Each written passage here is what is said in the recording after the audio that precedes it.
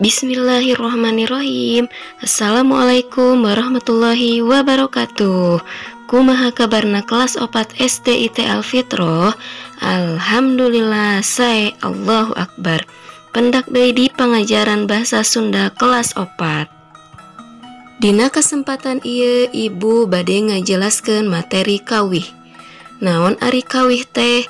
Kawih nyaeta rakitan basa sabangsa dangding anu dihaleuangkeun ku juru kawih atawa juru sekar.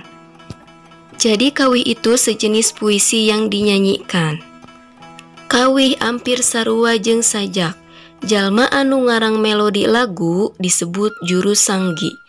Jalma anu ngareka ungkara basa dina kawih disebut juru rumpaka. Ngahaleuangkeun kawih disebut ngawih. Jadi kawih itu hampir sama dengan sajak.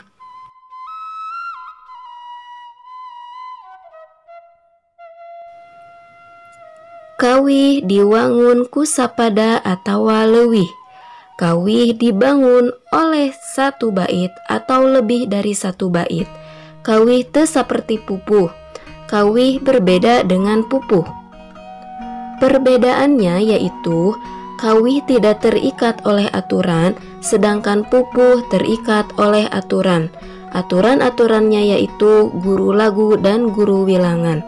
Kalau kawih tidak terikat oleh guru lagu dan guru wilangan. Artinya, untuk kawih itu bebas membuat berapa bait pun atau berapa baris pun. Nah, suku kata juga bebas, mau berapa suku kata juga bebas, tidak terikat oleh aturan-aturan tersebut. Selain ada perbedaannya, tentu ada persamaannya. Persamaannya yaitu sama-sama dilagukan atau sama-sama dinyanyikan. Mungkin itu saja yang dapat Ibu sampaikan. Terima kasih atas perhatiannya. Wassalamualaikum warahmatullahi wabarakatuh.